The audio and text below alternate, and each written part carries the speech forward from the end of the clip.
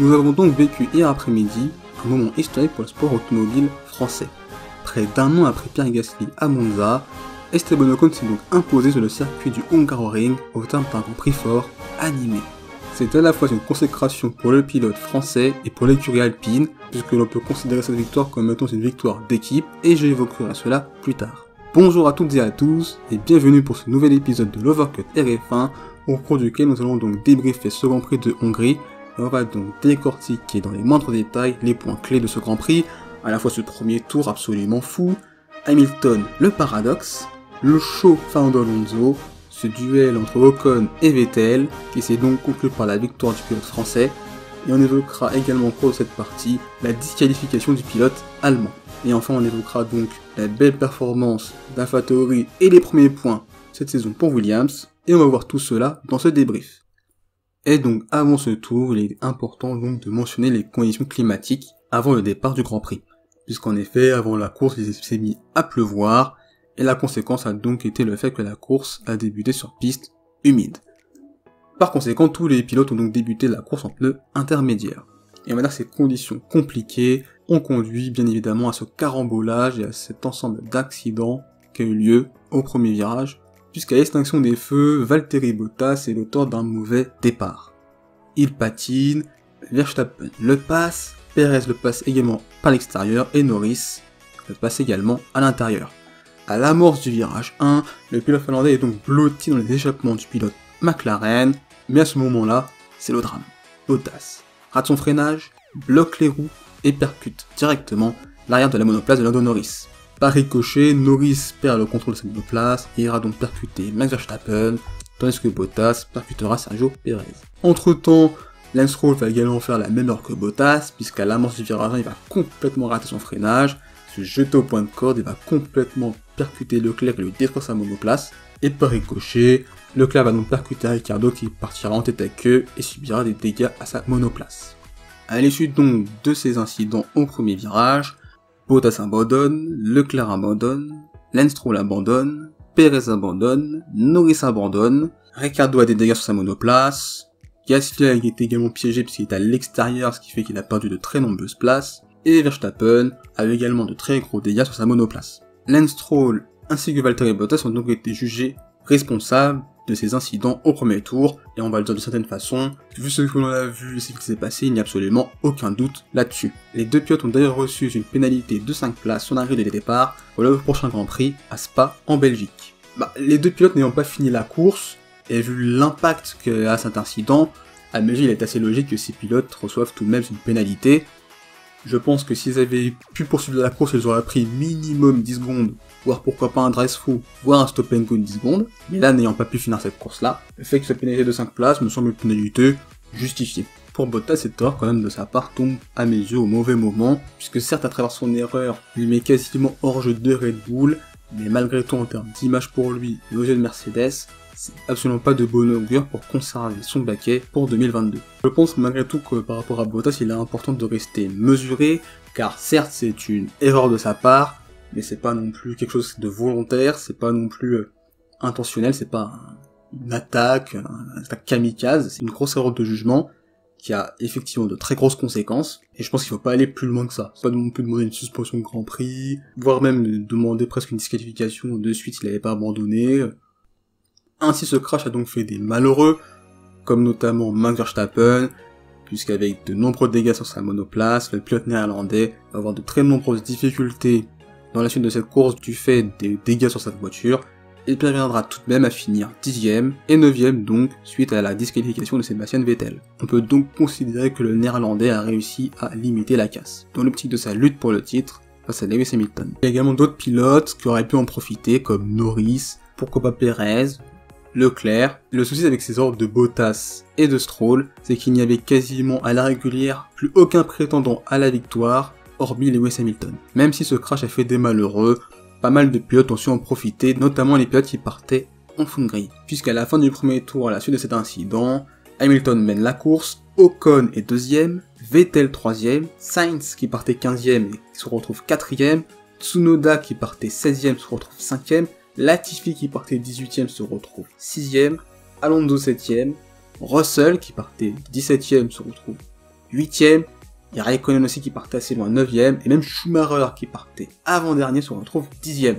Il aura donc par la suite drapeau rouge et suspension de la course du fait du trop grand nombre de débris présents sur la piste. Pour Lewis Hamilton, cette situation représentait donc une opportunité en or, car avec Max Verstappen loin au classement et en difficulté du fait de dégâts sur sa monoplace et Hamilton qui était lui en tête, il aurait pu parfaitement bien gagner ce Grand Prix et prendre le large au championnat du monde des pilotes. Cependant, durant l'interruption de course, il n'y a plus eu de pluie et la piste s'est mise à sécher. Lors du tour au cours duquel les pilotes devaient donc se placer sur la grille de départ, tous les pilotes, hormis Lewis Hamilton, ont donc décidé de rentrer au stand pour chausser des pneus piste sèche. Ça a donc conduit à une scène assez insolite, au cours de laquelle on a donc pu voir Hamilton tout seul sur la grille de départ, prendre le départ du Grand Prix. On le verra par la suite, cette erreur s'avérera fatale pour Mercedes, mais pas forcément irrémédiable au vu du résultat final, puisqu'en effet, lors du départ de la course, on s'aperçoit très vite que Mercedes s'est trompé et que tous les autres pilotes ont fait le bon choix en fonction des pneus pour piste sèche. Et ainsi donc Lewis Hamilton rentre au stand pour chausser à son tour des pneus pour piste sèche un tour après tout le monde. Malheureusement, ce décalage d'un tour conduit au fait qu'il ressort des stands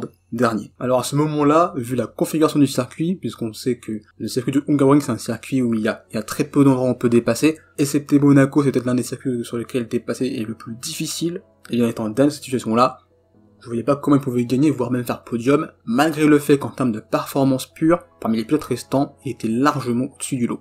Parce qu'on va le voir dans son premier relais en légère difficulté, il va certes réussir à passer Giovinazzi, finira par passer Mick Schumacher, mais il ne sera pas capable de dépasser Gasly, et c'est pour ça qu'il va donc décider d'anticiper son arrêt, et c'est donc l'un des premiers pilotes à s'arrêter de nouveau pour passer en pneus durs. Cette stratégie va être assez efficace, puisqu'en tentant cet undercut, vu qu'il possède la meilleure voiture parmi les pilotes restants, ça lui permet donc d'avoir une piste libre, d'enchaîner les tours hyper rapides, et donc d'engranger de fait de nombreuses positions.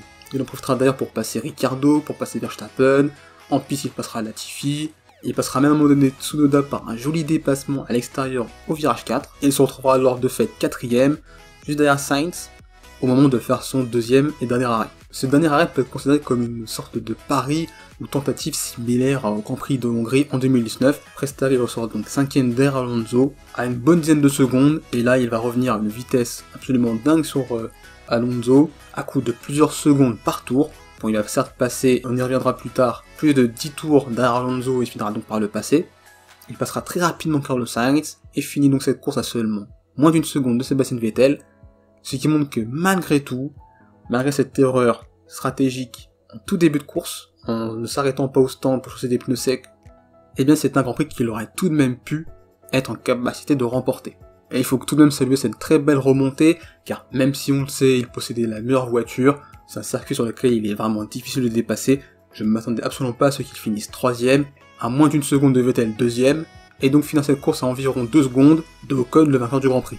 On a d'ailleurs pu voir en fin de course que Lewis Hamilton a fait cette course absolument rincée, il était absolument épuisé, on a d'ailleurs appris qu'il a même fait un malaise après ce Grand Prix, si on avait pu voir en effet que lors de cette course il a absolument tout donné pour remonter, et notamment c'est une bataille intense avec Alonso pendant une dizaine de tours. Par contre je trouve absolument regrettable les sifflets à son égard en fin de course, parce que moi je comprends absolument pas la raison pour laquelle on le siffle alors que aujourd'hui il n'y a absolument rien à lui reprocher, il a fait une course absolument parfaite, il a fait ce qu'il a pu, ça a été donc une très bonne course de la part du pilote britannique.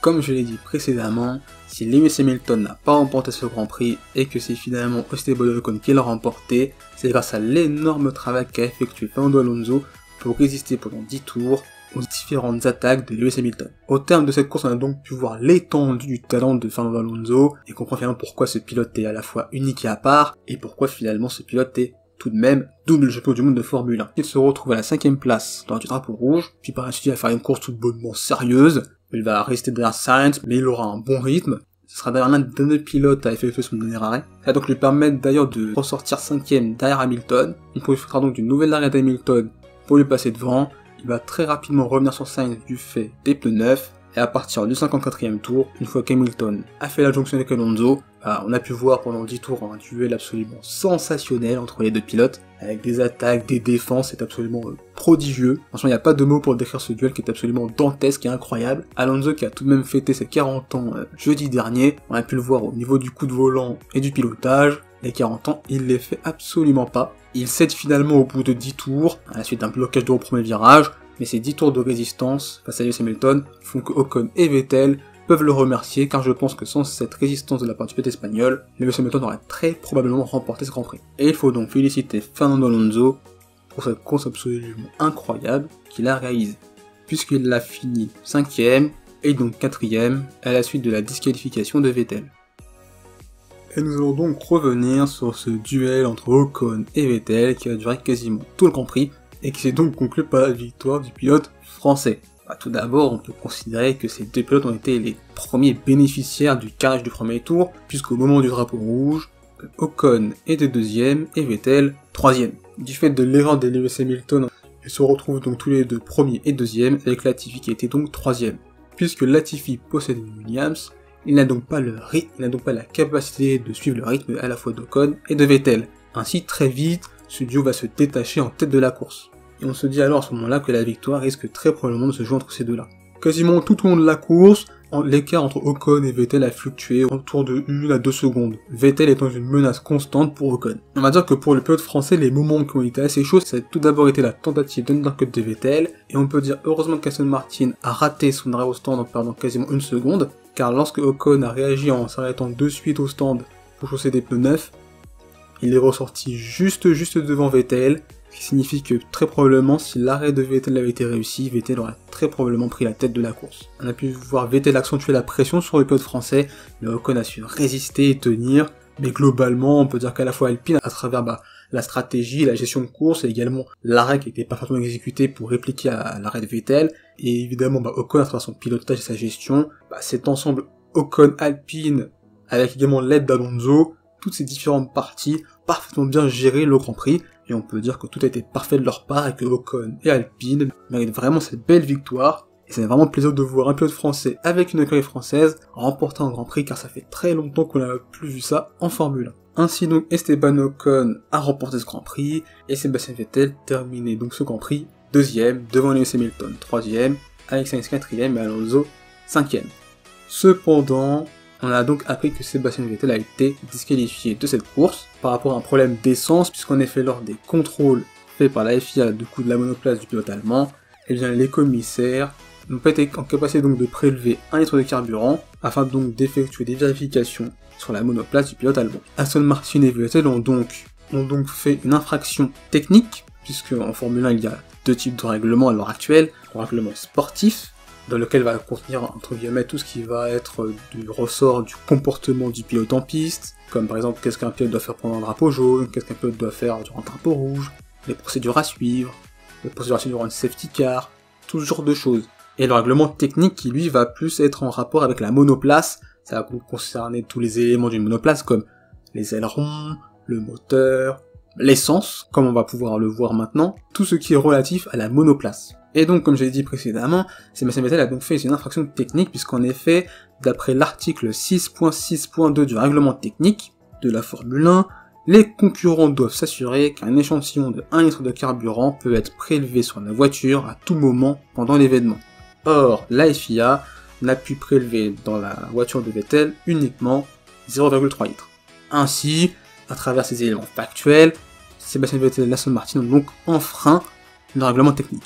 Ce que je tenais à expliquer, c'est tout d'abord que le règlement technique et sportif sont 2 règlements qui sont donc différents, et les sanctions seront donc différentes du fait que l'infraction technique n'est pas une infraction sportive. Par exemple, les incidents provoqués par Bottas ont été jugés par rapport au règlement sportif, de même que pour Stroll, et de même que pour Hamilton à Silverstone. C'est le règlement sportif, autrement dit le comportement du pilote en piste, qui a permis de déterminer les points du règlement que les pilotes n'ont pas su respecter. Ce sont donc 2 règlements qui sont absolument distincts et des sanctions qui leur sont propres. Effectivement, on peut être étonné que Bottas soit pénalisé de 5 places sur la grille de départ à Spa pour le Grand Prix de Belgique, et que Vettel, pour juste 0,7 litres d'essence qui n'a pas pu être prélevé en plus, soit disqualifié. Mais ce qu'il faut mentionner tout d'abord, premier élément, c'est que cette règle existe depuis longtemps, et que par exemple Sébastien Vettel en 2012 à Abu Dhabi et Lewis Hamilton en 2012 pour le Grand Prix d'Espagne avaient tous les deux été disqualifiés de ces séances de qualification pour le même type de motif, pour le fait qu'ils n'avaient pas suffisamment d'essence à la fin de la séance. Mais comme je l'ai souhaité le dire, c'est que c'est un règlement technique. L'aspect technique, comme j'avais dit précédemment, qui concerne donc la voiture, c'est une façon de définir entre guillemets la conformité de la monoplace, entre guillemets presque la légalité de la monoplace. Autrement dit, Si dans la voiture de Vettel on pouvait prélever moins de 1 litre, contrairement à ce que le règlement technique impose, ça signifierait donc que Vettel et Aston Martin n'ont pas respecté ce règlement technique, et que de fait la FIA ne peut pas être en capacité de juger si la monoplace de Vettel était conforme, voire même légale, durant la course. C'est entre guillemets comme le DAS. Le DAS est la saison dernière qui avait été instauré par Mercedes. Le système avait été autorisé pour la saison 2020 et interdit pour cette année 2021. On peut donc faire l'hypothèse que par exemple si le DAS avait été jugé illégal en 2020, et ben Mercedes ils avaient fait une course avec ce système-là, Mercedes aurait été disqualifié, ce qui est logique. Parce que le règlement technique aurait dit que le DAS n'est pas légal. Hamilton ou Bottas ait fait une bonne course, gagne la course ou fasse un podium.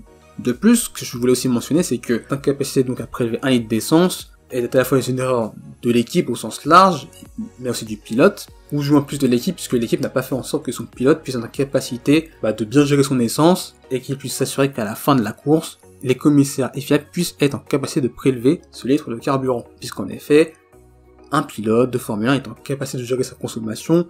Un pilote de Formule 1 sait, selon la façon dont il pilote, comment il peut ajuster son pilotage pour consommer plus ou moins de carburant en course. Et comme je l'ai dit, donc vu comme c'est une infraction du règlement technique, qui est donc relatif à la conformité et à la légalité de la voiture, eh bien c'est assez logique finalement que si un pilote possède une voiture entre guillemets qui n'est pas dans les clous, eh bien qu'elle soit disqualifiée, parce qu'elle n'est pas dans le cadre réglementaire. C'est triste à dire pour Vettel et c'est malheureusement dommage pour lui malgré sa très bonne course, mais on a pu le voir dans le passé. Dans tout ce qui va concerner la réglementation technique, les commissaires FIA sont vraiment très intransigeants, ils le sont même bien plus que sur le règlement sportif, puisque l'aspect sportif c'est le comportement du pilote, et le règlement technique c'est tout ce qui va donc concerner la monoplace, et donc tous les éléments pour s'assurer que la voiture est entre guillemets légale. Mais c'est vraiment dommage pour Vettel qu'elle avait réalisé une superbe course, puisqu'elle a réalisé un second podium cette saison avec Aston Martin, et en plus il aurait pourquoi pas pu remporter ce Grand Prix.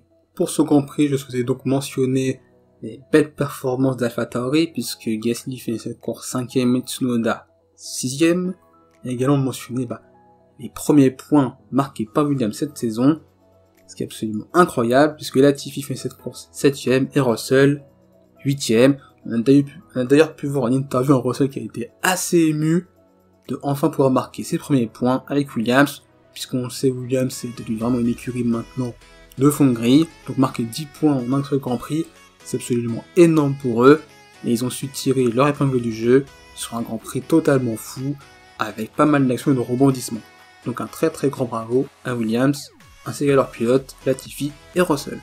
Les conséquences donc de ce Grand Prix au classement pilote, c'est qu'avant la trêve estivale, Lewis Hamilton prend donc la tête du championnat du monde de Formule 1 avec 195 points, Hamilton a donc 8 points d'avance sur Max Verstappen, deuxième. Pour Norris, Bottas et Perez, c'est donc statu quo. Sainz prend la 6ème place à Leclerc. Et enfin, Gasly passe Ricciardo. Et donc Esteban Ocon complète le top 10. Au constructeur, Mercedes passe devant Red Bull avec 12 points d'avance. Ferrari et McLaren dans leur lutte pour la 3ème place sont à égalité. Et enfin, Alpine parvient donc à prendre la 5ème place. AlphaTauri. Aston Martin est donc, du fait de la discussion de Vettel, légèrement distancé pour cette lutte pour la 5ème place. Et enfin, Williams est donc maintenant 8ème au classement constructeur, puisqu'il passe Alfa Romeo. Et vous, qu'avez-vous donc pensé de ce Grand Prix? Quels sont pour vous les tops, les décisions de ce Grand Prix? Quels sont vos avis sur ce qui s'est passé lors du premier tour? Sur le choix d'Hamilton de ne pas rentrer au stand au moment du second départ? Que pensez-vous également de la performance d'Ocon? Quelle est votre opinion également sur la disqualification de Sébastien Vettel? N'hésitez pas à partager votre avis en commentaire et sur mes réseaux sociaux. Il suffit juste de taper LoverCutter-F1 sur Facebook et Instagram et vous me trouverez. N'hésitez pas à partager cet épisode, à vous abonner et à liker. Profitez de cette trêve estivale pour vous reposer, vous ressourcer et vous amuser. D'ici là, on se retrouve donc pour une prochaine vidéo. Portez-vous bien, je vous souhaite le meilleur. Salut!